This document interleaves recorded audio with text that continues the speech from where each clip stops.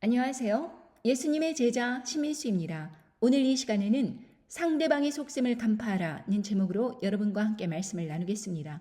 먼저 기도로 시작하겠습니다. 천지를 지으신 우리 하나님 아버지, 오늘도 이렇게 말씀을 깨닫는 지혜를 주시고 함께 나눌 수 있는 소중한 기회를 주셔서 감사합니다. 하나님 아버지께서 저희들에게 아름다운 인생을 선물로 주셨건만 저희들은 이 인생을 통하여서 하나님 아버지께 영광을 돌리고 있지 못합니다. 저희들의 삶은 많은 악함과 어지러움으로 가득 찼고 무엇이 진리인지 분별할 수 없는 그러한 혼탁함으로 가득 차 있습니다. 오늘 이 시간 하나님 아버지께서 저희들을 정결하게 마음을 닦아주시사 하나님 아버지께 온전히 영광을 돌리려 하는 삶으로 나올 수 있기를 간절히 바랍니다. 이 모든 말씀 우리 주 예수 그리스도 이름 받들어 간절히 기도드리옵나이다. 아멘. 오늘날의 세상 목회자들과 정치인들을 비교하면 참으로 유사성이 많습니다. 지키지도 못할 약속을 남발하면서 사람들의 표를 끌어당기기 위해서 노력하는 정치인들, 그리고 그 뒤안길에는 온갖 술수, 권모 이런 것으로 사람들을 속이고 기만하는 그러한 정치인들, 그 사람들과 하나도 다를 바 없는 세상 목회자들이 이 세상에 가득 찼다는 것입니다. 여러분, 세상 목회자들도 자기가 들어갈지 안 들어갈지도 모르는 천국에 대해서 공약을 남발합니다. 자기 말을 잘 따르면 천국에 갈 것이다. 성경에 나와 있다. 라고 성경말을 근거로 해서 사람들에게 듣기 좋은 말, 그냥 부드럽게 넘어가는 말, 그런 말들로 공약을 남발합니다. 그러나 하나님 아버지께서는 하나님 아버지의 계명을 지키며 예수 그리스도의 증거를 가진 자들을 하나님 아버지께서 구원하시겠다고 분명히 말씀해 주셨습니다. 그럼에도 불구하고 하나님 아버지의 계명은 지키지도 않은 채로 그냥 회개하면 끝나버리고 아무도 자기의 죄를 진정으로 회개함 없이 그냥 세상 사람들과 똑같이 살아가더라도 예수님만 믿으면 천국에 간다라고 말하는 사람들이 참으로 이 세상에 가득 찼다 이것입니다. 여러분, 예전에 서기관들과 바리새인들은 사람들로부터 존경을 받던 사람들이었습니다. 그 지위에 오르기도 힘들지만 하나님 아버지의 계명을 지키면서 사람들에게 거룩한 모습으로 그렇게 평생을 살아가면서 금욕주의를 실천하던 그런 사람들이었습니다. 그럼에도 불구하고 예수님께서는 그들을 향해서 어떤 말씀을 하셨느니까? 마태복음 13장 13절에 23장 13절에 화 있을진저 외식하는 서기관들과 바리새인들이여 너희는 천국문을 닫고 사람들 앞에서 닫고 너희도 들어가지 않고 들어가려 하는 자도 들어가지 못하게 하는도다. 그러니까 자기 자신도 천국문을 지키고 앉아갖고 사람들 앞에서 닫아 거는 거예요. 그리고 자기도 안 들어가요. 그리고 들어가려고 하는 사람도 못 들어가게 막는 것입니다. 이 사람들이 왜 그러는 것일까요? 왜 도대체 하나님 아버지를 사랑한다고 하면서 천국문에 자기가 들어가지 않고 남들도 못 들어가게 하는 것일까? 이것을 생각해 볼 필요가 있다는 것입니다. 그 말씀의 좀 더 자세한 해석은 마태복음 23장 26절을 보면 소경된 바리새인아 너는 먼저 안을 깨끗이 하라. 그리하면 겉도 깨끗하리라. 화 있을진저 외식하는 서기관들과 바리새인들이여 회칠한 무덤 같으니 겉으로는 아름답게 보이나 그 안에는 죽은 사람의 뼈와 모든 더러운 것이 가득하도다. 즉, 이 바리새인과 서기관들은 자기의 안을 돌보지 않고 겉으로만 보이는 사람들의 칭찬을 갈구했다는 것입니다. 자기의 안에는 온갖 탐욕과 그리고 방탕으로 가득 찬 거예요. 사람들로부터 헌금을 받아서 자기가 이래 쓰면 그것은 마음대로 써도 되는 것. 이런 식으로 자기 안에서 하나님 아버지께 이게 과연 영광을 돌리는 것일까라는 그런 의문점 없이 마음대로 자기에게 주어진 돈이라고 해서 큰 교회를 짓고 엄청난 사람들의 돈을 끌어당겨서 그 안에서 자기가 누릴 수 있는 것 당연히 누리는 것이다. 하늘의 축복이다. 이러면서 사람들을 기만하고 속인다는 것입니다. 그런데 그 속에는 사람들을 속이려 하는 그 마음으로 가득 찬 거예요. 자기도 하나님의 계명을 지키지 않습니다. 뒤로는 권사들이나 아니면 젊은 여성들과 그렇게 성추행을 하고 그런 일이 드러나지 않을 것으로 생각하면서 몰래 저지른다고 하더라도 하나님 아버지께서 보고 계시지 않는다라고 생각을 하는 것입니다. 그리고 헌금을 많이 하는 사람들에 대해서는 뭔가 우호적으로 아주 잘 대해준다던가, 그러나 실질적으로 교회의 어떤 이득이나 그런 봉사활동을 제대로 하지 못하는 사람들에 대해서는 정죄하고 판단하고 미워한다는 것입니다. 이것이 그 사람들 마음속에 가득 찼는데 이 문제를 해결하지 않고 자기는 잘하고 있다고 사람들에게 보이고 있는 것입니다.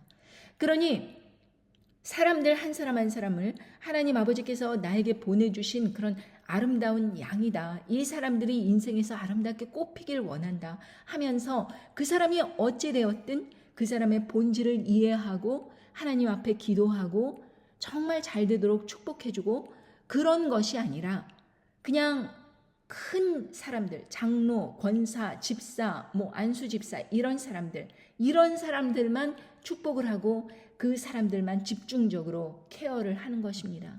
그리고 헌금을 제대로 내는지 안 내는지도 모르는 사람들은 오거나 말거나 신경도 안 쓰는 이러한 서기관들과 바리새인 같은 돈을 좋아하는 방탕과 탐욕이 가득한 그런 세상 목회자들이 세상에 가득 찼다는 것입니다. 그러면서 이 사람들은 말을 합니다.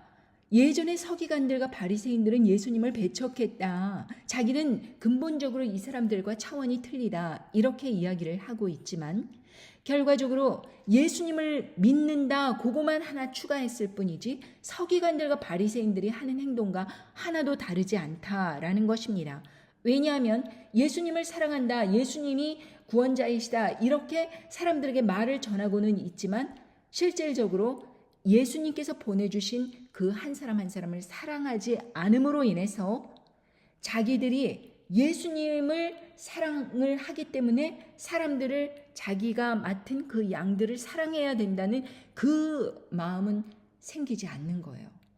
노력해도 생기지 않는 겁니다.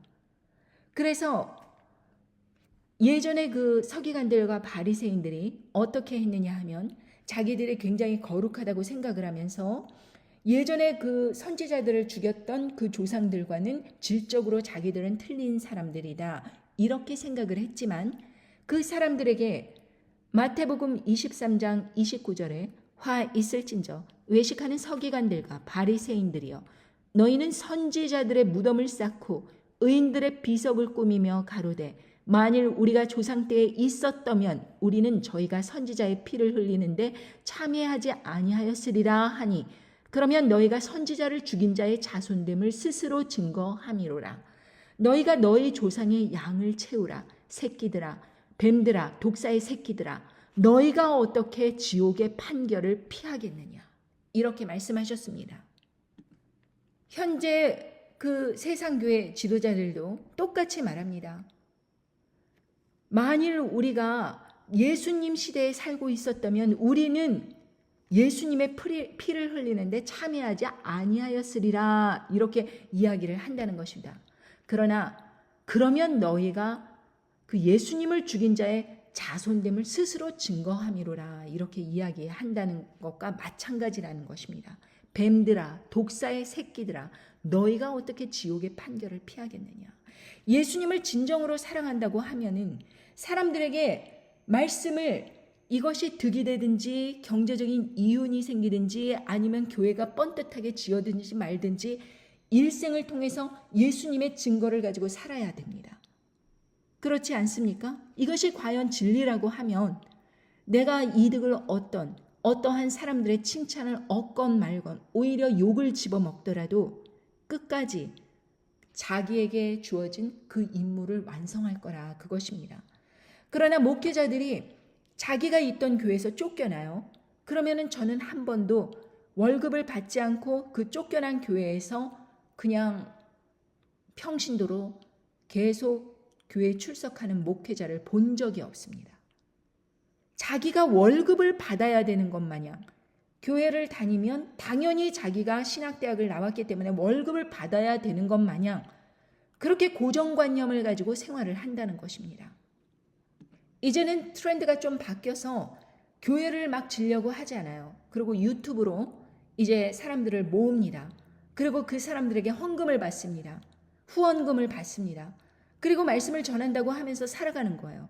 그러나 그 사람들 입장에서 보면 사람들을 일일이 케어할 필요도 없고, 그리고 교회를 지어서 재정적인 부담을 가질 필요도 없고, 그리고 몰게지 페이나 이런 것에 부담감을 느낄 필요도 없이 그냥 말씀 전한다 하면서 사람들에게 후원금이나 헌금을 받으면은 그것으로 오히려 더 짭짤한 수익이 생기는 것입니다. 그러니까 이런 얄팍한 계산을 하면서 유튜브 사역을 한다. 이런 사람들이 또 우후죽순 일어나고 있습니다. 그리고 나서 그렇게 모아진 돈으로 무엇을 하느냐? 테슬라를 사요.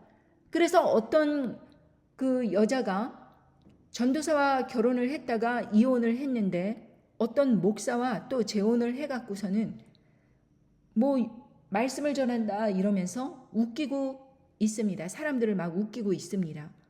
그러면서 인기가 있어서 후원금이 많이 들어오나 봐요. 그러니까 테슬라를 뽑았어요. 그러면서 막 이야기를 합니다. 테슬라 너무 좋다. 이러면서 이제 유튜브 동영상을 찍는 것입니다.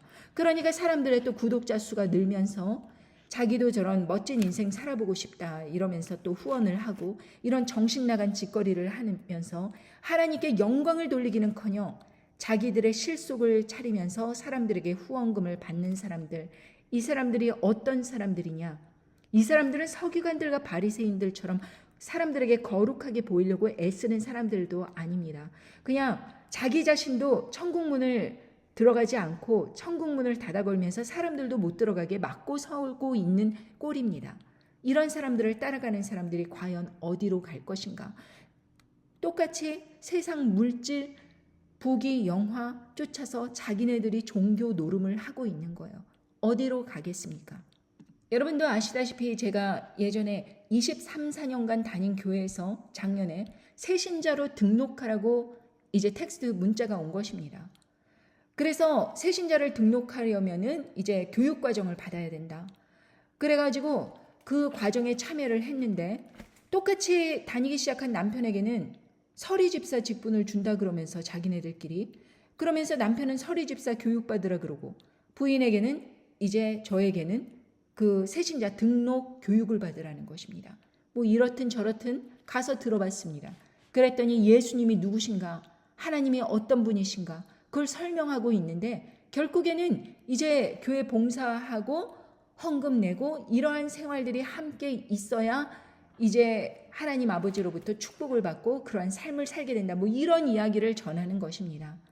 그런데 저는 사람들에게 아무런 그런 보수, 헌금, 후원금 이런 거 절대 받지 않고 하나님 아버지의 말씀을 그때그때 말씀에서 생각나는 것을 전합니다. 뭐 미리 써놓고 이렇게 전하는 것이 아니라 하나님 아버지께서 제 마음에 감동을 주시는 대로 그날 사람들에게 전합니다. 그러면은 사람들이 이 마지막 때에 과연 우리가 무엇을 준비할 것인지 그것에 대해서 생각을 할 수 있는 기회가 되는 것입니다. 그냥 눈 감아버리고 그렇게 장님이 된 채로 교회 생활을 한다고 하면서 왔다 갔다 하고 있는 사람들에게 정말 이 시절이 어느 때인지를 사람들에게 알려주어서 정말 시대가 급박하다라는 것을 알려드리는 것이죠. 한 번은 제가 이 복음 전파를 위해서 MCJ를 한 약 10년 전에 그렇게 설립을 하였는데 이 MCJ 이름으로 교회에 헌금을 한 적이 있었습니다. 그런데 하나님께서 기뻐하시지 않는다는 것을 제가 느꼈습니다. 제가 하는 이 사역은 하나님으로부터 받은 사역인데 다른 사람 그 세상 교회 목회자들이 하는 길을 따라가려고 하는 그러한 것을 하나님께서 막으시고 그리고 제게 회개케 하셨습니다. 하나님 아버지께서는 제가 교회에 아무리 핍박을 받고 조롱을 받고 그렇게 저 사람이 왜 이 마지막 때라고 이렇게 전하는가 그러면서 핀잔을 받고 우스갯소리로 그렇게 비난을 받는다고 할지라도 그래도 이 가시밭길, 좁은 길을 꾸준히 가기를 원하십니다. 그것이 하나님 아버지께서 제 삶에 맡겨주신 사명이라면 저는 그런 욕을 듣는다고 할지라도 제 길을 꾸준히 가야겠지요. 이 일을 위해서 하나님 아버지께서는 저에게 많은 연단을 시키셨습니다. 여러분도 아시다시피 제가 어린 시절부터 이렇게 자라나면서 오빠가 어떤 초등학교에 그렇게 부자 친구들과 함께 졸업을 하기 위해서 강남에 살고 있는 제가 강북으로 한두 시간 거리에 출퇴근 시간, 그 시간을 등하교를 하면서 그렇게 고생을 하면서 유괴당할 뻔한 사건들도 여러 번 있었고, 그렇지만 어린 시절부터 정말 어른들에 의해서 제가 그런 억울한 일을 당했지만 그것이 억울하다고 생각을 하지도 않고 그냥 생존을 위해서 살아갔던 기억이 있습니다. 제가 먼 훗날 아이들을 낳고 스쿨버스가 집 앞에 오는데도 불구하고 그 스쿨버스 타는 것을 늘 배웅을 하면서 그렇게 엄마로서 아이들의 안전을 지키게 된 그 이유, 그것도 제가 어린 시절 제가 얼마나 그 먼 등학교 길을 그렇게 만원 버스에 시달키면서 두세 번 갈아타면서 초등학교 1학년짜리가 눈물 콧물 다 쏟으면서 학교에 도착하면은 단추고 머리고 다 헝클어져서 비라도 오면은 어른들이 제 작은 키에 우산을 내리꽂으면서 정말 핍박을 당하던 그러한 어린 시절이 생각났기 때문에, 그리고 나서 그렇게 사람들이 그냥 열심히 걸어가는 저를 잡아 끌면서 유괴를 하려고 했던 그 상황을 제가 기억을 하면서 저 아이들에게만큼은 절대 그런 일을 반복시키지 않겠다는 그런 엄마로서의 보호 본능으로 그렇게 결심을 하였던 그런 과정이 있었습니다. 그리고 나서도 그 살아가면서 여러 번 19살 때 될 때 그렇게 부모님과 떨어져서 무일푼으로, 거의 무일푼으로 미국에 이민을 오게 되면서 부모님께서 늘 돈을 오빠에게 수천 불씩 보내주시지만 저에게는 돈을 보내주시지 않았습니다. 그래서 제가 학교에서, 대학교에서 일을 하면서 등록금을 벌면서 그 정부에서 근로 학생들을 위해서 보조해주는 그런 프로그램에 함께 하면서 전액 학비를 그렇게 지원받고, 그리고 졸업을 하고 우등으로 졸업을 하고 정치학과를 나왔던 그 시절, 많은 어려움이 있었고 친척집을 돌면서, 그리고 오빠랑 같이 독립을 하면서 그 바퀴벌레 나오는 그 아파트에서 이렇게 살면서 어려운 과정을 지냈지만, 제가 예수 그리스도를 받아들임으로 인해서 정말 교회에서 많은 활동들을 하다가 또 차 사고를 당했는데, 교회 다녀오는 길에 차 사고를 당했어요. 그래서 사람들이 그렇게 다 떠나가 버리고 이제 제 불구자 됐다 이런 소문 돌고, 그리고 저희 부모님도 이제 왜 저지레를 하느냐 이러면서 한국에서 와서 보시지도 않고, 그러나 저는 매년 부모님을 비행기표를 제 스스로 마련을 해서 부모님을 찾아가서 그렇게 인사를 드리고 여름방학 때마다 그렇게 했었는데, 그때도 어김없이 기부스를 하고 부모님을 찾아뵙고 기내점에서, 면세점에서 양주와 어머니 고급 화장품을 사들고 그렇게 한국을 방문했던 그런 기억이 있습니다. 하나님 아버지께서 제 마음이 하나님 아버지를 떠나가지 않도록, 함부로 되지 않도록, 억울해하지 않도록, 괴로워하지 않도록 끝까지 지켜주셨습니다. 그러나 결코 결혼을 해서도 저희 남편도 저와 비슷한 처지인지라 어린 시절부터 생년월일도 모르는, 그러니까 언제 태어났는지 집안 식구들이 몰라요. 연도수는 기억하지만 언제 태어났는지, 여름인지 봄인지 그것조차도 기억 못하는 그러한 무관심 속에서 살았습니다. 형에게 모든 온갖 그 관심사를 어머니가 다 쏟아 부어주시고, 저희 남편은 중학교 때서부터 거의 앵벌이를 하면서 배달 일을 하면서 어머니에게 용돈을 다 갖다 바치고, 그런 시절을 또 미국에 와서도 고등학교를 다니면서 대통령상까지 받을 정도로 똑똑하게 공부를 했는데, 고등학교 졸업인 저희 시아주버님과 누님은 그냥 고졸 출신임에도 불구하고 시부모님은 이제 그 큰아이들만 그렇게 이뻐하면서 모든 재산과 그리고 가게를 큰형에게 다 물려주시고 남편에게는 그냥 월급 탄 것을 다 가져와라. 총각 시절 때부터 이러고 하니 결혼을 할 당시에 87불뿐이 없었던 그러한 사람이었습니다. 그러니 결혼을 하고 나서 예전처럼 용돈을 갖고 오지 못하는 그 상황이 돼버리자 제가 임신을 하고 아이를 낳고 이런 제가 너무 꼴보기 싫은 것입니다. 부인은 가사 일을 하면서 아이들이나 키우고 있으니 아들이 번 돈은 전부 생활비로 들어가고 고작 갖고 오는 게 300~400불뿐이 안 되는 거예요. 저는 10불 들고 장을 보는 처지이고 아이들을 데리고 간식도 사주고 싶고 그런데 10불 들고 장을 보는데 부모님에게는 300~400불씩 막 갖다 드리는 거예요. 남편이. 그러니 그렇게 억울한 시절을 살고 그리고 1200만 원 그때 당시 한국 환율로 1200만 원 집 살 때 도와준 그것을 가지고 그렇게 생색을 내면서 사람들에게 말하고 다니기를 집 사줬다. 저 사는데 다 지원을 해줬다. 이러면서 말을 하고 다니시고 시할머님까지 모시라고 보내는 이런 참담한 그런 상황에 있어서도 제 상황이 너무나도 억울하고 괴롭지만 저는 하나님 아버지께서 제 마음을 지켜주시기 때문에 뭐 싸우거나 악담을 한다거나 맞붙어서 따지거나 이런 일이 없이 하나님 아버지께서 그때그때마다 풍성하게 저희들을 또 채워주셨습니다. 제가 또 세일즈로 유명해지면서 큰 돈을 벌게 되면서 저에 대해서 많은 악담을 하고 거짓말을 그렇게 퍼뜨리시고 특히 저희가 꽃뱀이라는 이런 소문을 퍼뜨렸는데 제가 그 퍼뜨린 당사자가 누군지 이렇게 찾아보니 저의 형님의 친정 식구들이에요. 얼마나 기가 막힙니까? 형님은 어머님이 그 모든 재산을 다 주고 그리고 가게도 물려주고 그리고 아이들도 다 두 아이들을 키워주고 그리고 집안 살림도 다 해주고 형님은 이날까지 50대 후반 될 때까지 김치찌개 된장찌개 한번 끓여본 적이 없습니다. 다 시어머님이 해주시는 거예요. 시어머님이 해주신 밥으로 먹고 살고 골프 치고 본인들은 그러면서 형은 골프 치고 부인이랑 같이 놀러 다니고 이러는데 시어머님은 거기에서 가사 도우미처럼 일하시고 거기 또 한국 음식하고 김치하고 이러고 하는데 저는 단 30분도 저희 아이들을 봐주시기를 거절하셨기 때문에 한 번은 제가 인터뷰를 하는데 30분간만 좀 봐주십시오.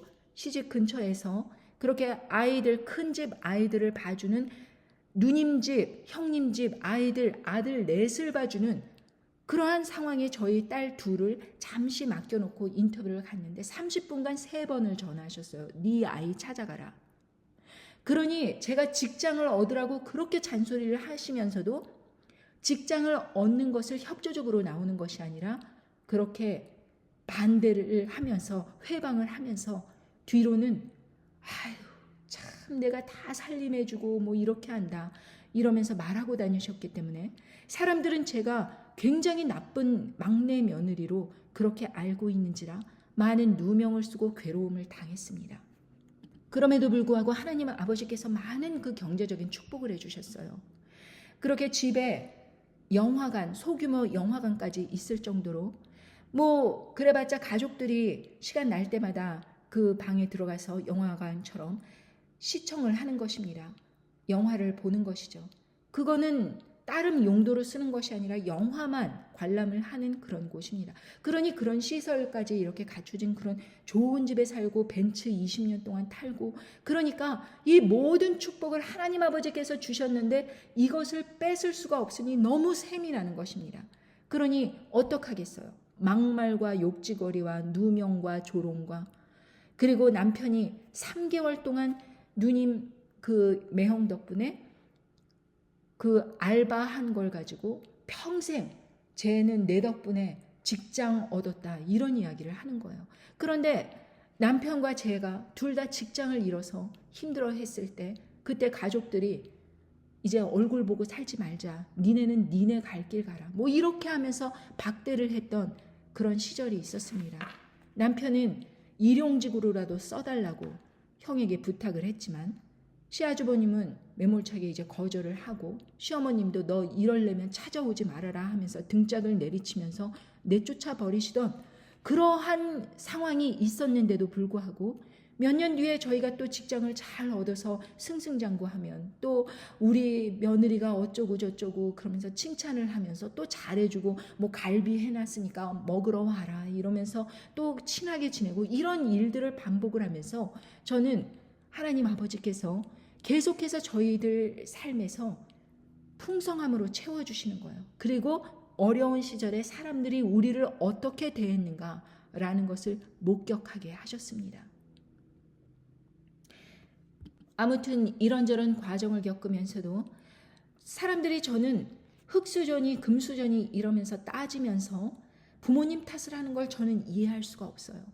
그저 부모님들은 태어나게 해주시고 키워서 성장해서 자기 목하게 그냥 20대 초반까지 그렇게 서포트 해주시면 그것으로 역할은 끝난 것입니다. 그런데 뭐 재산을 갖다가 엄청 주고 그런 금수저 아이들을 부러워하면서 어쩌저쩌 얘기를 하는 사람들을 보면, 아니 회방하지 않는 부모님이 있는 것만으로도 얼마나 고마운데 저렇게 막말을 짓거리면서 저렇게 말을 하나, 저는 그런 생각이 들 때가 있습니다. 다 하나님께서 축복하시면은 무일푼에 있던 사람도 그렇게 잘 살게 되는 것이고, 자기 마음 하나 바르게 가지면 하나님께서 큰 축복을 해주시는 거예요. 천국문에 들어가는 것도 자기 마음 하나 관리를 못 해가지고 마음대로 그렇게 탐욕과 방탕으로 마음대로 살다가 다른 사람들 괴롭히고 괴계 술수 이런 거 버리면서 그렇게 살아가면은 그 사람은 인생은 끝난 것입니다. 여러분, 우리는 아브라함이 그냥 믿음의 조상이다 이것만 알고 있어요. 그런데 아브라함이 아브라함으로 되기 이전에 아브람으로 살던 그 시대 때부터 사람들과 달랐다. 어떻게 달랐느냐? 여러분, 아브람은 자식 후사가 없었습니다. 그래서 조카인 롯을 데리고 다녔지요. 그러니까 롯의 그 일행들과 아브람의 일행들이 아주 그냥 사람들이 많아지기 때문에 이제 서로 싸우게 되니까 롯에게 이렇게 말합니다. 너가 네 가족들과 그 일행들을 몰고 딴 곳으로 가라. 그런데 선택지를 줍니다. 어떻게 말을 하느냐? 창세기 13장 8절에 보면 아브라함이 롯에게 이르되 우리는 한 고륙이라. 나나 너나 내 목자나 네 목자나 서로 다투게 말자. 네 앞에 온 땅에 있지 아니하냐. 나를 떠나라. 네가 좌하면 나는 우하고 네가 우하면 나는 좌하리라. 이렇게 롯에게 먼저 선택지를 준 것입니다. 그런데 롯은 소돔 땅을 택했어요. 그러니까 물이 넉넉하고 번영해 보이는 그런 소돔 땅을 택했습니다. 그리고 아브라함은 하나님과 동행하는 삶을 계속해서 산 것입니다. 그런데 그 소돔 땅을 이제 전쟁으로 치고 들어온 사건이 있었습니다. 시날, 엘라살, 엘람, 고임, 이 왕들이 서로 협력을 하여서 소돔과 그 고모라 땅을 점령하려 들어온 것입니다. 그런데 졌어요. 그래서 문제는 뭐냐? 롯과 그 일행들마저 인질로 끌려가 버린 것입니다. 그럼 여러분, 지금 아브라함은 그냥 일개 개인입니다. 그런데 아브라함이 이렇게 롯이 전쟁으로 인해서 전쟁 포로로 끌려가 버렸다 그러면 뭐를 할 수 있겠어요? 그런데 아브라함은 가만히 있지 않습니다. 아브라함은 어떻게 하였느냐? 요한계시록 14장 14절을 보겠습니다.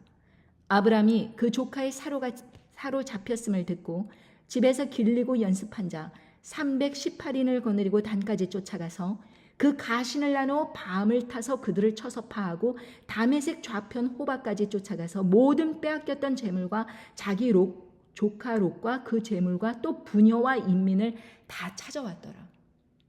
여러분, 내 나라가 침략을 하여서 소돔과 고모라가 그렇게 완전히 참패를 했습니다.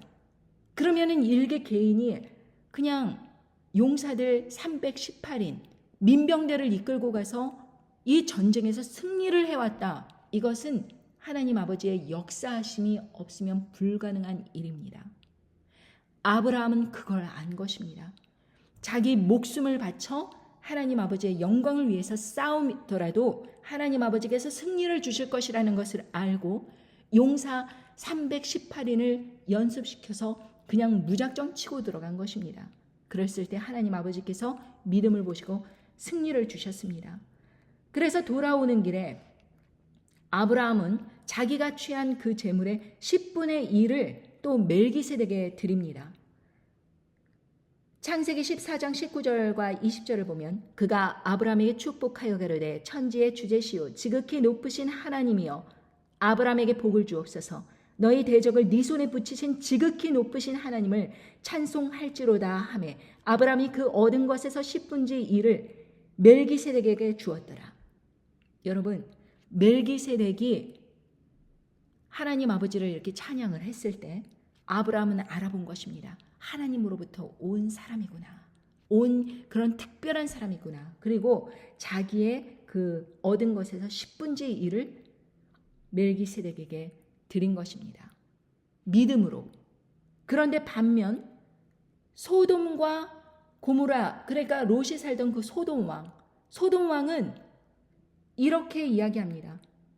21절에 보면 소돔 왕이 아브라함에게 이르되 사람은 내게 보내고 물품은 네가 취하라. 아브라함이 소돔 왕에게 이르되 천지의 주제시오 지극히 높으신 하나님 여호와께 내가 손을 들어 맹세하노니 네 말이 내가 아브라함으로 치북해 하였다 할까 하여 네게 속한 것은 물론 한 실이나 신들매라도 내가 취하지 아니하리라.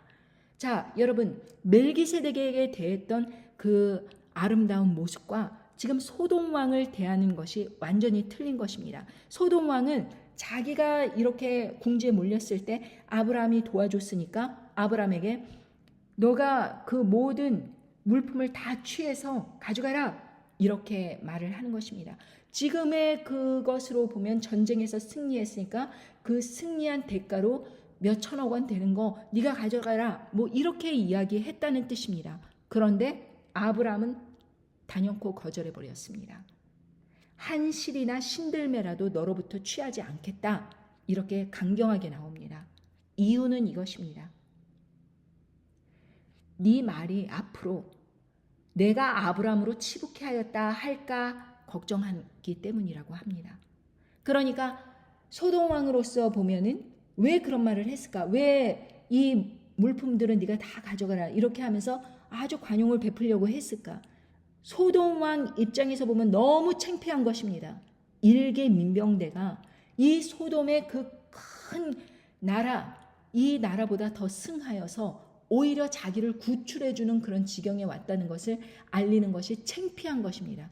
그래서 재물들을 그렇게 자기가 취한 재물들을 아브라함에게 주면서 그 아브라함 부자 된 거 나 때문이야 그러면서 공로를 자기한테 돌리려고 사단 마귀가 딱 속셈을 이제 그 숨기고 그렇게 아주 자기가 관용을 베푸는 것처럼 아브라함에게 꼬시는 것입니다. 그런데 아브라함은 속셈을 간파했어요. 하나님 아버지께서 영광으로 함께 하심으로 인해서 승리를 자기의 삶에 주셨는데 이 공로를 사람들에게 전하게 된다면 하나님 아버지께서 아브라함을 축복하시지 않는다는 것을 아브라함은 알았습니다. 그래서 네가 나한테 재물을 주고 쟤 나 때문에 부자 된 거야 이런 식으로 말하게 될까 봐 그 아브라함은 절대로 하나라도 가져가지 않았다. 이것입니다. 여러분, 저는 이 말씀을 사람들은 이렇게 다 지나가면서 들을지 몰라도 저는 이 말씀을 읽을 때 제가 큰 깨달음을 얻었습니다. 아, 나의 문제가 수십 년 동안 이렇게 해결되지 않고 많은 사람들이 내 주위에서 왜 그렇게 나를 괴롭혀댔는가 그 원인을 알게 된 것입니다. 저는 사람들이 야, 너 공주처럼 자란 거 누가 그랬어? 부모님이 그렇게 한 것이지? 그러면은 그냥 고개 끄덕끄덕하고 하다못해 아주버니가 사람들 앞에서 재수씨 잘 살게 된 거 누구 덕분이에요? 누구 덕분이에요? 그러면은 가만히 있었습니다. 그런데 이 모든 것이 딱 스탑이 된 시기가 언제인가 제가 곰곰이 생각을 해봤습니다. 그런데 한 번은 많은 사람들이 이렇게 잔치를 하는데 온 거예요. 그리고 저희 테이블에 여러 사람이 앉았습니다. 가족 외에. 그런데 그때도 시아주버니가 저와 남편에게 니네 잘 사는 건 누구 덕분이냐? 이렇게 이야기하는 것입니다. 그래서 제가 그때 다른 때처럼 온순하게 가만히 있으면서 침묵하고 있지 아니하고 그때 이런 이야기를 했습니다. 아주버니, 결혼할 때 1200만 원 주신 것으로 여태까지 생색내시는 겁니까? 그 1200만 원 제가 결혼할 당시에 강남에 친정 갔더니 일하는 아주머니가 저에게 물어봐요. 시집에서 얼마 받았느냐고. 그래서 한국 돈으로 환산하면 1200만 원쯤 된다고 하니까 아니 설마 이런 강남에서 시집을 가는데 설마 그런 돈을 내놓을 리가 있느냐. 자기 같은 사람도 40살 된 동생이 동남아 아시아 여자를 결혼하는데 형제들이 돈을 모아서 1억짜리 아파트를 해줬는데 설마 1200만 원을 내놓을 리가 있느냐 이러면서 이야기를 하더라고요. 저는 그때 알았습니다. 아, 시세가 그렇구나. 그런데 그것으로 인해서 여태껏 사람들에게 뭐 집 사줬다 뭐 해줬다 이러면서 말하고 다니고 제가 그것 받은 것으로 시할머님까지 모셔야 된다고 시할머님을 저희 집에 보내시고 이 모든 것을 제가 그냥 침묵하면서 그냥 살 줄 알았습니까? 그러면서 말하기를 제가 이렇게 잘 사는 거 하나님께서 축복 주셔서 잘 사는 거예요. 그렇게 이야기를 했더니 그 자리에 있던 그 손님으로 온 사람들이 저와 시아주머니의 얼굴을 번갈아 보면서 아니 여태까지 그 돈 준 것으로 이렇게 생색을 내고 다녔던 거야 하는 표정으로 다들 자리를 일어나서 떠나가 버려요. 그랬더니 시아주버님이 저를 죽일 듯이 노려보는데 저는 신경 안 쓰고 그냥 후환이 두렵지 않느냐 이런 식으로 노려보는데 저는 그냥 신경 안 쓰고 제 일을 마치고 침착하게 하고 나왔습니다. 그런데 그 후에 저는 큰 후환이 있을 줄 알았지만 의외로 남편도 아무 말도 안 하고 시집 식구들도 오히려 하나둘씩 저를 피하기 시작하는 것입니다.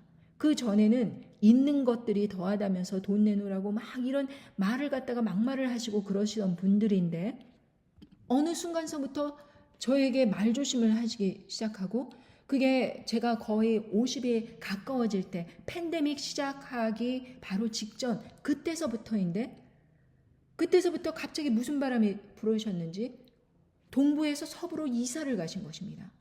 시아주버님 내외와 그리고 시부모님 전부. 그러면서 이제 연락이 뜸해지게 된 거예요. 제가 가만히 생각을 해보았습니다. 결국 하나님께서는 제가 사람들 앞에서 이 모든 공로를 하나님께 영광을 돌리기를 원하는 삶을 사셨다는 것을 깨닫기를 원하셨다는 것을 알았습니다.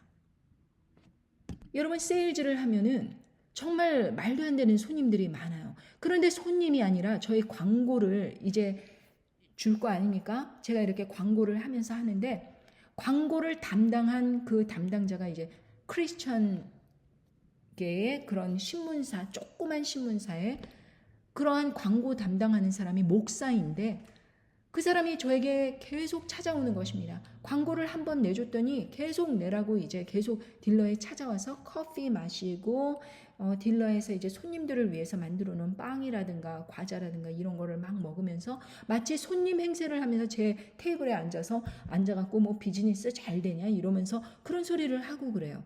그래서 제가 광고를 더 이상 안 하고 싶습니다. 그랬어요. 효과도 없고 그런 조그만 신문사 누가 읽습니까? 그러니까 갑자기 그 목사가 인상을 험악하게 하더니 신민수 씨 여기까지 온 건 누구 덕분인 줄 알아요? 이러는 것입니다. 그러니까 자기가 광고를 맡아서 열심히 해줬기 때문에 이렇게 됐다라고 이야기하는 것입니다. 여러분 제가 중앙일보, 한국일보 같은 데도 광고를 내고 그러는데 그 조그만 신문사를 누가 알아봐 준다고 그리고 그 사람이 저에게 광고를 함으로 인해서 커미션을 벌어가는 사람인데 본인이 저한테 돈을 벌었으면 벌었지 그 사람이 저에게 도움을 준 게 뭐가 있겠습니까? 그런데도 그 제가 이렇게 비즈니스가 잘 되는 것을 자기 공으로 그렇게 돌리려고 하는 거예요. 그래서 제가 너무나도 기가 막혔는데 여러분 그것과 마찬가지로 다른 사람들의 그 잘된 걸 갖고 저거 내 덕분에 그런 거야. 막 이렇게 말하고 다니는 사람들 있잖아요. 그러니까 그 사람들은 작은 거 하나 툭 던져줍니다. 뭐 예를 들면 무료 광고 한두 개 내준 것으로 아, 너 잘된 건 내 덕분이야. 이런 식으로 선전을 하고 다니는 것입니다. 그러니까 여러분, 아브라함이 소돔 왕이 그렇게 네 덕분에 내가 잘 살게 된 것이다. 이러면서 이제 사람들한테 이야기하고 다니려고 자기가 이렇게 아브라함을 돈을 줘갖고 아브라함이 부자가 된 것 마냥 그렇게 이야기를 하려고 그렇게 속셈을 폈는데 아브라함은 그거를 간파한 것입니다. 그래서 신들매라도 받지 않겠다. 단 한 개라도 받지 않겠다. 이렇게 거절을 한 것입니다. 여러분, 이런 속셈으로 친절한 척하면서 다가오는 사람들을 거절해야 되는 것이 성경적인 것입니다. 하나님께 영광을 돌려야 되는 거예요. 모든 삶에서 이거 내 공로다 막 이러면서 칭찬하고 다니는 자기 자신을 칭찬하고 다니는 사람을 조심해야 된다는 것입니다. 사실 저는 정치과를 나오긴 했지만 정치인들을 싫어합니다. 정치인들은 항상 자기 자신을 칭찬하고 자기 자신을 잘 보이려고 하고 지키지도 못할 공약들을 남발하고 그리고 사람들을 궁지로 몰아제끼고 그리고 자기한테 해코지하는 사람들을 권력을 이용해서 그렇게 핍박을 하는 사람들이 정치인들입니다. 정치인들이 좋은 사람이 있다? 거의 희박합니다. 그런 사람 없습니다. 정치를 한다라는 것 자체가 다른 사람들을 그렇게 권모술수로 밟고 올라와서 그 자리에 있다. 저는 그렇게 생각을 해버린다는 것입니다. 그 사람들은 자기가 정정당당하게 열심히 일해서 번 돈이 아니라 국민들이 낸 세금으로 생색을 내고 다니는 사람들입니다. 앞으로 두 번째 짐승이 될 이 사람을 여러분 참 주의하셔야 되는데 저는 2020년도 후반 21년도 대선이 한창 시끄럽고 그럴 때 저는 이 사람이 정권을 얻을 것이라고 분명히 말했습니다. 그랬더니 이 사람이 이제 재선에서 실패하였을 때 사람들이 막 저를 비난하였죠. 너 예언 다 틀렸다. 그런데 저는 그때도 이야기하였습니다. 지금이 아니라면 반드시 이 사람은 돌아온다. 정권을 잡는다. 두 번째 짐승이 될 것이다. 라고 예언을 하였습니다. 그랬더니 사람들이 뭐라 그러냐 하면은 미국 정치계의 역사 속에서 재선에 실패한 사람이 대통령이 다시 돌아와서 대통령 된 사람이 없대요. 그래서 제가 그랬습니다. 그러건 말건 이 사람은 반드시 정권을 잡을 것이다 라고 이야기를 했는데 지금 그때 당시에는 참패를 했다고 그러면서 사람들 다 떠나가는 것 같고 그랬지만 지금 어떻습니까? 이 사람이 압도적인 지지로 공화당의 대선 주자이고 사람들의 지지를 얻고 있습니다. 그런데 이 사람이 앞으로 그렇게 짐승 정권에 세워질 때 큰 역할을 하게 될 사람인데 이 사람은 미리서부터 자기의 속셈을 드러내놓고 사람들에게 말하고 있습니다. 그런데 사람들은 그 사람이 어떤 속셈을 가지고 있는지 모르고 환호를 하고 있는데 여러분 이 사람이 하는 말 속에 어떤 의미가 있는지 제가 설명을 드리겠습니다. We have to win this election, most important election ever. We want a landslide that's too big to rig. If you want to save America, get your friends, get your family, get everyone you know, and vote. Vote early, vote absentee, vote on election day. I don't care how, but you have to get out and vote. And again, Christians, get out and vote. Just this time. You won't have to do it anymore. 4 more years, you know what? It'll be fixed. It'll be fine. You won't have to vote anymore, my beautiful Christians. I love you, Christians. I'm a Christian. 자, 여러분. 여기에서 주목해야 될 말, 이 말을 한번 생각해 보십시오. 기독교인들은 이번에 꼭 투표하라고 하는 것입니다.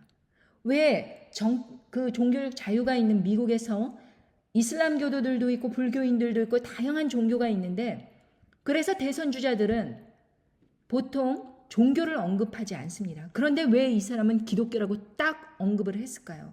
자, 마지막 한일회 중에서 후 3년 반으로 들어가서는 이 목적이 무엇이냐? 사단 마귀가 꿈꾸는 그 목적은 단 하나뿐이 없습니다. 이 지구상에서 기독교인들을 몰아내는 것.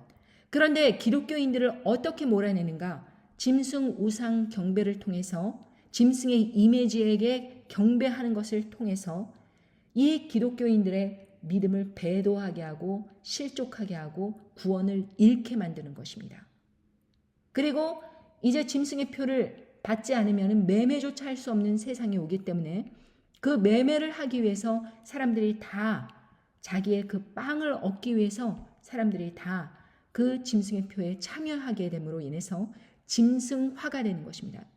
이 사람이 이 영혼과 이 육체가 누구 거인가에 대한 소유권을 주장하려고 그것을 실시하는 것입니다. 그러니까 짐승 우상 경배하게 하는 것, 이것은 특히 기독교인들을 타겟하고 하는 것인데, 배도하게 하려고 하는 것인데 미혹을 해야 되는 거예요. 그러니까 미혹을 하기 위해서 지금서부터 사람들에게 서서히 자기가 너희들에게 굉장히 지지받는 대통령이다 라는 것을 인식시키기 위해서 자기를 위해서 못하라는 것입니다. 자, 사람들이 지금 자기가 지지하는 사람이 대통령이 됐다 그러면은 보통 그 사람에게 반대하기가 쉽지 않습니다. 자기가 뽑은 사람이니까. 아무리 실망하더라고 하더라도 그럴 상황분이 되지 않았다 그러면은 그 사람 편에 서 있습니다. 그러니까 기독교인들이 지금서부터 자기를 편들어주게 된다면은 두 번째 짐승이 하는 이야기를 거의 다 들어줄 것이고 자기의 말을 따라서 그렇게 할 것이기 때문에 자기를 투표하라고 그렇게 하는 것입니다. 자기를 지지하라고. 그리고 또 다른 이야기는 여기에서 두 가지를 중요하게 봐야 되는데, 한 가지는 기독교인들을 타겟했다는 것이고 두 번째는 이번에 투표하면 다시 선거할 필요가 없다고 분명히 얘기하는 것입니다. 자기가 나라를 다 고쳐놓을 테니까 다신 선거 필요 없을 거라고 하는 것입니다. 자기는 독재 정권을 할 것이라는 것을 이미 알고 있는 것이에요. 그러니까 단일 독재 정권이 서해질 거라는 것을 이미 알고 있는 것입니다. 첫 번째 짐승과 두 번째 짐승, 그리고 음녀 바벨론 세력을 무너뜨리면서 자기들이 할 계획들을 이미 알고 있기 때문에 자기가 다 나라를 고쳐놓을 거니까 앞으로는 선거할 필요조차 없다. 그러니까 이번엔 선거해야 돼. 이렇게 나오는 것입니다. 그러니까 짐승 정권이 들어서면 그건 독재 정권이죠. 앞으로 뭐 선거하고 할 필요가 없는 것이죠. 그러면서 말하기를 자기는 기독교인들을 사랑하는데 자기는 기독교인은 아니래요.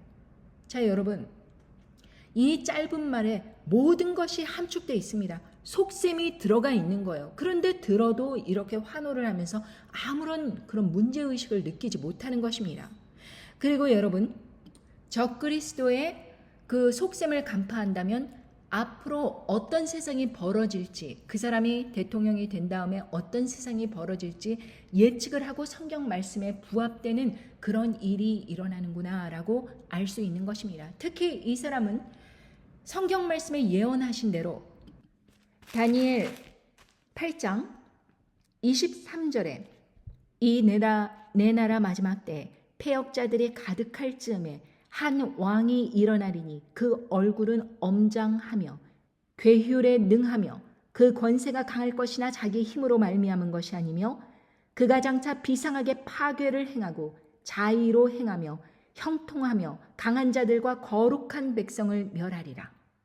그가 꾀를 베풀어 지손으로 괴휼을 이루고 마음에 스스로 큰 채하며 또 평화한 때에 많은 무리를 멸하며 또 스스로 서서 만왕의 왕을 대적할 것이나 그가 사람의 손을 말미암지 않고 깨어지리라. 자, 이 사람의 얼굴이 엄장합니까? 저는 이 사람 얼굴이 참 이 엄장하다는 이 표현이 너무나도 어울린다고 생각합니다. 괴휼에 능합니까? 그렇죠. 음녀 바벨론 딥스테이트 세력의 원래서 키워준 세력인데 로스차일드에서 그렇게 지원을 해줘서 큰 부동산 부를 이뤘던 사람인데 대통령이 딱 되자마자 어떻게 했습니까? 자기가 영원히 자기의 정권을 그렇게 잡고 싶은데 그 음녀 바벨론 세력에서는 자꾸 지도자를 바꾸려고 하니까 이제 첫 번째 짐승 세력과 결탁을 하여서 딥스테이트를 멸하겠다 이렇게 반대를 하는 세력으로 나오는 것입니다. 그러니까 얼마나 괴율에 능해요. 자기를 돌봐준 그런 세력을 배도하는 것입니다. 그런데 그 권세가 강할 것이나 자기 힘으로 말미암은 것이 아니라고 합니다. 누구의 힘으로? 사단 마귀의 힘인 첫 번째 짐승의 그런 물질적 후원, 인맥을 통하여서 그 사람이 그렇게 강하게 되는 것입니다. 10개의 나라들이 이 사람과 결탁을 한다기보다는 그 첫 번째 짐승인 캐톨릭의 우두머리, 그 사람의 그 모든 그 괴계를 통하여서 결탁을 한 것을 이 사람의 그 실질적인 군사력과 이런 것을 통하여서 이제 온 세상을 파괴하는 그런 일에 나설 것이다, 이것입니다. 그래서 정권을 잡는다는 그것이 바로 시그널이 되는 거예요. 장차 비상하게 파괴를 행하고 이 전 세계가 핵으로 쑥대밭이 되는 그 과정을 여러분들은 목격하게 될 것입니다. 마음대로 행해요. 형통합니다. 강한 자들, 음녀 바벨론 강한 자들이잖아요. 딥스테이트, 여태까지 일루미나리, 얼마나 세계를 지배해오던 사람들입니까? 강한 자들과 거룩한 백성을 멸하리라. 우리 크리스천들도 나중에는 두 번째 순서로는 나중에는 멸하게 돼 있어요. 먼저 강한 자들을 먼저 멸하게 되는 것이죠. 먼저 음녀 바벨론 세력을 멸하는 것이죠. 자기 손으로 괴유를 이루고 마음에 스스로 큰 채 하고, 여러분 이 사람이 지금 그렇게 행합니까? 아닙니까? 굉장히 스스로 자랑하고 큰 채 하고 그러지 않습니까? 지금 아무런 그렇게 큰 전쟁이 있을 때가 아닌데 평화한 때 많은 무리를 갑자기 멸한다고 합니다. 그런데 결국에는 하나님의 손에 의해서 깨어진다라고 운명이 이제 놓여져 있는 것입니다. 몇 년 못 가서 지금 상황에서는 아주 승승장구를 하겠지요. 모든 사람들이 이 사람을 우러러 보겠지요. 첫 번째 짐승과 이 사람을 우쭈쭈 하면서 다 따라가겠지요. 크리스천들도 미혹에 휩쓸려서 이 사람을 따라가겠지요. 그러니까 기독교인들 이번에 꼭 투표하세요 하니까 미혹이 돼가지고 크리스천들은 다 이 사람을 지지해야 된다 그러고 목사들이 말하고 있어요. 이 세상 목사들이. 제가 아까도 말씀드렸죠. 이 세상 목사들은 정치인들과 하나도 다를 바가 없다. 우리 이미 봤잖아요. 비옵시오 주사 음녀 바벨론 세력이 모든 세상 사람들에게 그렇게 맞아라 할 때 어떻게 했습니까? 바로 그것을 다 받아들였잖아요. 그런데 사실 비옵시오 주사를 처음에 FDA 승인을 얻도록 해서 전 세계에 보급을 하는 그 일까지 딱 마무리한 사람이 누구냐? 이 두 번째 짐승입니다. 그리고 나서 음녀 바벨론 세력은 물론 그런 물질을 만들고 과학계, 의료계 이런 사람들이 만들고 또 보급하는데 자잘하게 하긴 했지만 이 큰 역할을 이 사람이 해낸 거예요. 그래서 사단 마귀가 이 사람에게 큰 권력을 주게 되는 것입니다. 중요한 일을 해냈잖아요. 그것으로 인해서 용의 토한물이 전 세계에 그렇게 뿌려지도록 이 사람이 역할을 해낸 것입니다. 그리고 나서 악역을 싹 빠지고 그 악역은 치매 기운이 있는 지금 대선 주자로 있다가 사퇴를 한 그 사람이 이제 욕은 다 집어먹고 떨어져 나갔지요. 그러니까 음녀 바벨론 세력은 지금 패닉 상태입니다. 지도자가 없어요.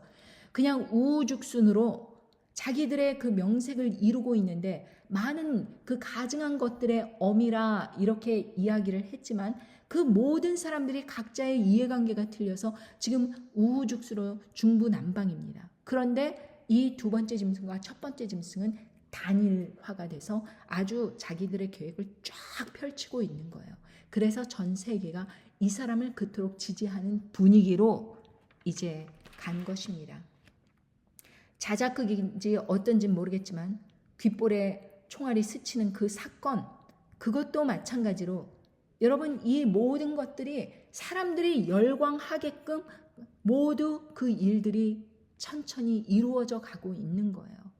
그런데 여러분, 아유 우리나라는 한국은 괜찮아 뭐 어쩌고 하는데 여러분 이미 한국 사람들은 이 지금 현 대통령에게 속았습니다. 그 부부에게 완전히 노란한 거예요. 이 사람의 그 실체가 원래는 민주당의 대통령을 지지하던 오른팔이었습니다. 그런데 오늘날 이 사람이 갑자기 보수당의 그 우두머리로 둔갑을 해갖고 보수파의 지지를 받고 있어요. 이렇게 이 두 번째 짐승이 왔다리 갔다리 하면서 박쥐처럼 그 딥스테이트에 붙었다, 짐승 세력에 붙었다, 이런 왔다가리 갔다리 하는 것처럼 이 사람도 민주당에 붙었다, 뭐 보수파에 맡았다, 이런 왔다리 갔다리 하는 사람이에요. 그런데 그 사람의 말에 그렇게 놀아나는데도 불구하고 사람들은 이걸 눈치채지 못하고 그 사람을 여전히 지지하고 있는 사람들이 많다. 이 사람은 원래 좌파 계열의 진보 계열의 대통령이었습니다. 그러니까 진보 계열의 검찰이었습니다. 진보라고 말이 좋아서 그렇지 좌파였습니다. 그런데 좌파에서 온 사람이 오늘날 우파가 된 거예요. 자, 이 사람들이 왜 그런 과정을 겪었는지 스스로 이야기하는 것을 여러분 듣고 여러분이 어떤 농간에 놀아났는지 한번 판단해 보시기 바랍니다.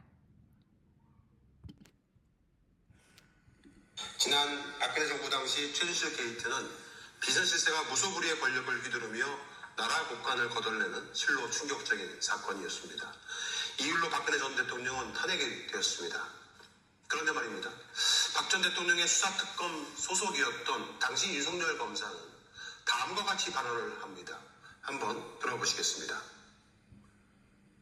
그거는 검찰이 해야 되는데 특별검사까지 할 때 좀 잘해서 뇌물로 접근을 해야 되는 부분을 좀 바꿔가지고 하고 그래야 되는데 박근혜는 자꾸 얘기를 했으니까 좀 머리를 가는데 박근혜를 좀 중심으로서 국민들을 조금씩 달려가면서 특히 보수 세력에 시간을 좀 주기 위해 가지고 하는 그런 노력이 좀 있지 않나 싶어. 잘 봐라. 박근혜가 처음에는 박근혜와 최순실을 분리하려고 하다가 이걸 유지 안 되겠다니까 이제는 박근혜와 보수 권력을 분리한 거지. 그래서 그때 뇌물을 넣으면은 박근혜가 나갈 수밖에 없어요. 자, 여기에서 말을 하는 것이 무엇입니까? 그냥 박근혜 전 대통령의 측근에 있던 최순실을 뇌물려 엮어갖고 그냥 그걸로 종결해버리면 될 수 있는 간단한 사건이었는데 굳이 이렇게 현직에 있었던 대통령을 엮어버려가지고 이렇게 세력을 크게 한 것이 자기의 공로였다, 이런 식으로 자기 자화자찬을 하고 있는 것입니다. 그러니까 검찰 수사가 이제 처음에는 박근혜 대통령과 그 최순실을 이렇게 띄워놓으려고 이런 식으로 이렇게 하다가 일이 점점 커지네. 그러니까 이것을 민주당에 자기가 지지하는 대통령으로 그렇게 지원을 하기 위해서 박근혜 대통령과 보수 세력을 분리하도록 지가 역할을 했다. 이렇게 이야기를 하는 것입니다. 그러면서 뇌물로 엮어 놓았다. 이렇게 고백을 하는 것이죠.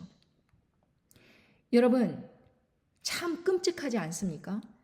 현직에 있는 대통령도 어떠한 미끼를 끈앞으로 해서 자기가 지지하는 민주당 대통령을 만들기 위해서 자기가 검찰로서 이렇게 역할을 했다라고 고백을 했는데도 불구하고 사람들은 그가 보수로 그렇게 전향을 하니까 정말 앞으로 우리 그 지도자가 되어갖고 보수 경향의 그런 대통령을 만들어야겠다 이러면서 이 사람을 지지하게 된 거예요. 그 과정에서 어떻게 이 사람이 그렇게 보수당으로 둔갑을 하게 되었는가, 이것에 대해서 그 부인이 어떤 목사와 그렇게 카톡을 주고받은 것에 대해서 이제 언론이 보도한 사건이 있는데 그것에 대해서도 여러분 한번 들어보겠습니다. 김건희 여사와 김 여사에게 비올백을 전달한 최재형 목사가 나눈 카카오톡 대화 내용이 추가로 공개됐습니다. 김 여사는 대화에서 정경심을 구속하라고 지시한 게 문재인 대통령이라고 주장했습니다. 최 목사가 공개한 카카오톡 대화 캡처에 따르면 대선 직전인 2022년 2월 김 여사와 최 목사는 이른바 조국 수사에 대한 이야기를 나눴습니다. 이 대화에서 김 여사는 조국에 적은 민주당, 조국은 문재인 대통령에게 너무 심한 부담이라고 주장했습니다. 그러면서 문재인 대통령을 지키기 위해 조국 수사를 한 거라고 주장했습니다. 이어 최 목사가 조국 사태의 근본적인 배경이 뭐냐고 묻자 김 여사는 대신 욕먹어달라고 한 문 대통령의 부탁을 받고 대신 욕먹고 배신자로 낙인 찍히더라도 성공한 대통령을 만들려는 충심이었다고 답했습니다. 김 여사는 또 문 대통령은 조국을 법무부 장관 안 시키고 싶어 했다. 본인이 욕심을 낸 거고 심각하게 사안이 나오니까 문 대통령이 그만두라 하니까 그만둔다 해놓고 정경심이 난리를 쳐서 다시 울면서 꼭 하겠다고 우긴 것. 지지율 떨어지는데 조국이 장관서 나갈 생각을 안 안 하니까 정경심을 구속하라고 지시한 게 문 대통령이라고 주장했습니다. 2022년 2월 김 여사는 최 목사와 나눈 다른 대화에서 이른바 무속 논란에 대해 적극 반박하기도 했습니다. 사실 하나님과 저와의 관계가 특별하다. 어릴 적부터 성경을 깊이 공부했다. 무당에게 성경 지식을 알려주는 스타일. 내 별명이 목사라고도 설명했습니다. 여러분, 뭐라고 이야기합니까? 이 자기 남편이 그렇게 보수로 옮겨간 과정이 어떻게 되는가 너무나도 자세하게 얘기를 해주는 것입니다. 원래는 좌파 대통령이 그렇게 이제 자기 휘하에 있던 그 법무부 장관을 갖다가 부담감이 크고 여러 가지 비리 행각들이 세상에 밝혀지고 막 이러고 하니까 떼어내 버리려고 했는데 그것을 갖다가 누군가 욕을 집어먹으면서 그 일을 처리해주기 위했는데 그것이 바로 자기 남편이었다라고 이야기를 하는 것입니다. 그래서 그 사람이 자기가 욕을 집어먹겠다, 자기가 총바지가 돼주겠다 이러고 나섰던 그 과정 속에서 사람들은 저 사람 저렇게 대통령 눈치 안 보고 저렇게 했네 이러면서 자기들끼리 다 짜고 치는, 그러니까 대통령이 탄핵될 위기에 처하니까 이 좌파 대통령이 너 좀 이걸 어떻게 우리 선에서 끝내버리자 그러면서 총바지가 달라 해갖고 맡은 게 그 역할인데 사람들은 이거를 곡해해갖고 이제 어쩌다 보니까 우파 진영에서 이렇게 훌륭한 일을 해냈으니까 우리 그럼 같이 한번 일해봅시다 이래니까 우파에 있는 사람들은 또 속아 넘어가지고 이 좌파 대통령을 보호하려고 하던 그 사람을 갖다가 우파 진영의 지도자로 삼아갖고 사람들이 뽑았다는 거예요. 자세하게 나와 있지 않습니까? 그러니까 사람들은 얼마나 우매해요. 자기들의 속셈을 그렇게 뻐젓이 드러내놓고선도 사람들을 속일 수 있는 것입니다. 그러니까 사람들은 겉으로 화려하게 우리 민족을 아름답게 다시 한번 승승장구할 수 있는 그러한 깨끗한 청렴한 나라로 만들겠습니다. 가난한 사람들이 웃을 수 있는 나라 이래 가면서 말도 안 되는 공약들을 여기저기 남발하니까 이 사람 참 좋은 사람이네 위로가 되네 그러고 따라가는 것입니다. 그리고 일단 권력을 잡으면은 반대파들 숙청하면 되는 거예요. 반대파들 검찰 조사 받게 하고 신고하고 소송하고 그래서 인생을 괴롭게 하면은 되는 겁니다. 너무 순서를 잘 알고 있어요. 그런데 사람들은 어이없이 이런 농간에 놀아나더라도 자기가 왜 그 농간에 놀아나는지 깨닫지를 못하는 거예요. 그러니 이 두 번째 짐승이 전 세계의 그 지도자로 우뚝 서서 내가 이 전쟁으로 초토화되고 핵전쟁으로 초토화되고 이런 세상에서 내가 이렇게 물질 지원을 해주고 당신들이 제대로 이제 재정비하면서 살 수 있게 해주겠다 하니까 사람들은 자작극이었는데도 깨닫지 못하고 이 사람이 10개의 뿔과 그렇게 세상을 무너뜨린 줄도 모르고 첫 번째 짐승과 결탁을 해서 그렇게 괴계를 부린지도 모르고 이 사람을 따라간다. 그리고 이 사람은 자기가 정치적으로 지원받고 금전적으로 지원받은 첫 번째 짐승을 경배해라 하는 식으로 이제 사람들을 선동을 하면서 명분을 얻는 것이죠. 여러분 이 명분, 결국에는 모든 것이 명분 싸움인데 결국에는 우리의 삶을 통해서 하나님 아버지께 모든 공로를 돌리고 하나님 아버지께 영광을 돌리면 아무 문제가 없어요. 사람들이 저를 그렇게 욕을 하면서 여러분 제가 진리를 이렇게 밝히고 교회에 대해서 제 가정사에 대해서 이렇게 밝히면 사람들이 얼마나 이를 갈겠습니까? 그리고 당회장 목사도 제가 하는 이야기가 얼마나 화가 나고 그랬는지 까탈스러운 사람, 까칠한 사람은 지옥에 간다고 막 그런 이야기를 해요. 자기에게 동조하지 않고 교회 사람들과 이렇게 두리뭉실하게 지내지 않는 사람들은 그렇게 막 저주를 퍼부으면서 너 그렇게 사는 거 잘못된 거야. 너 그렇게 하면서 막 지옥 가는 거야. 막 이러면서 저주를 퍼부으는데 여러분 참으로 안타깝게도 뭐라 그러셨냐? 아브라함에게 약속하신 그 모든 말씀이 하나님 아버지의 말씀을 지켜 행하는 사람에게 그대로 적용이 되는 것입니다. 뭐라고 말씀하셨냐? 창세기 12장 2절부터 말씀드리겠습니다. 내가 너로 큰 민족을 이루고 네게 복을 주어 내 이름을 창대케 하리니 너는 복의 근원이 될지라. 너를 축복하는 자에게는 내가 복을 내리고 너를 저주하는 자에게는 내가 저주하리니 땅의 모든 족속이 너를 인하여 복을 얻을 것이니라 하신지라. 여러분, 분명히 말씀하셨습니다.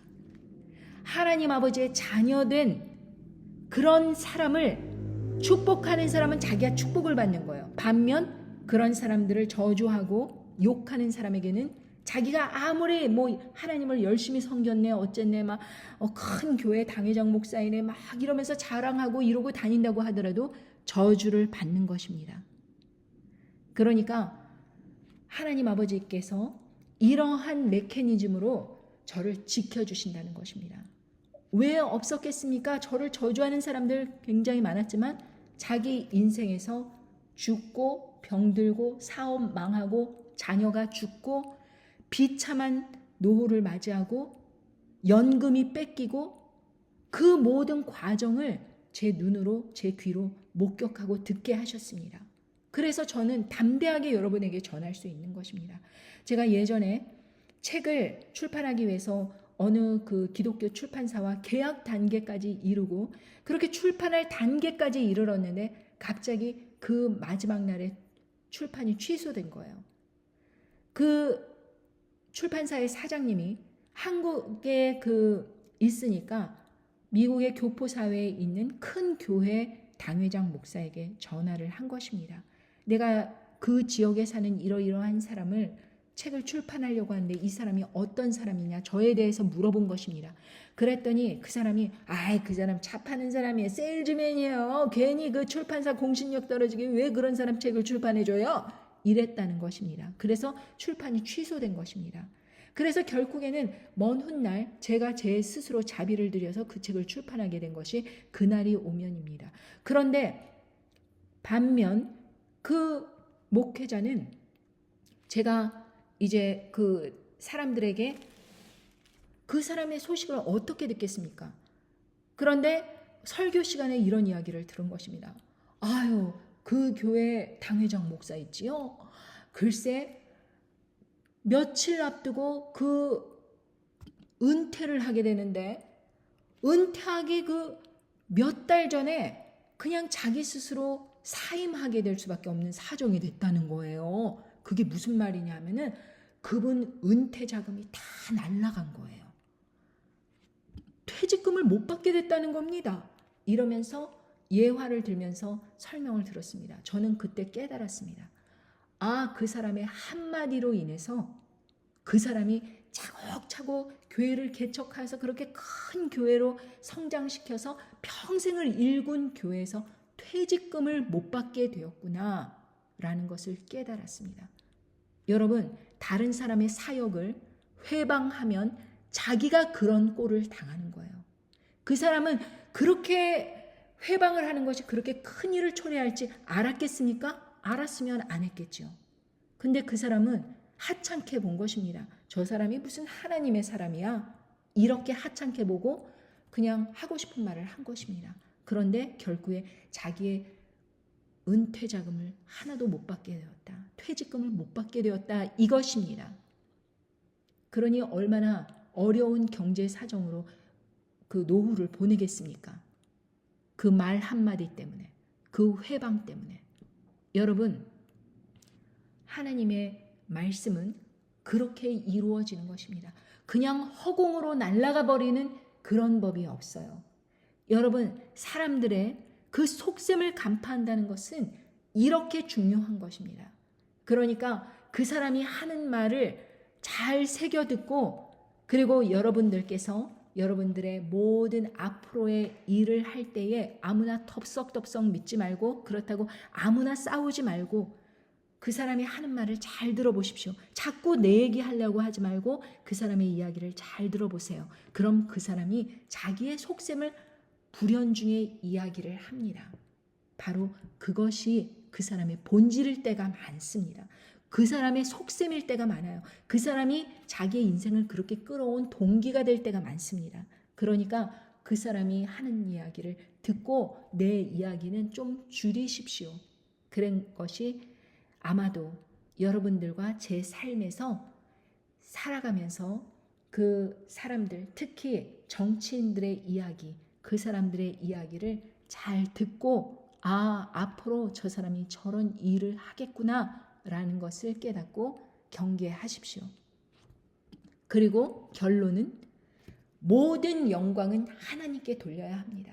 내가 오늘날 살아서 먹고 마시고 누리고 그리고 하나님의 지혜로 깨닫는 이 모든 것까지 하나님 앞에 영광을 돌리며 이 말씀이 내 속에서 나오는 것이 아니라 하나님께서 주신 말씀의 지혜를 깨달아 하는 말씀이라는 것을 저는 늘 서두에 밝힙니다. 결국에 하나님께서 하셨다는 것을 저는 늘 깨닫는 것입니다. 그것을 여러분들에게 나누고 싶습니다. 여러분들 오늘도 하나님 아버지께 영광 돌리는 하루가 되시기를 간절히 바라며 말씀을 마치겠습니다. 감사합니다.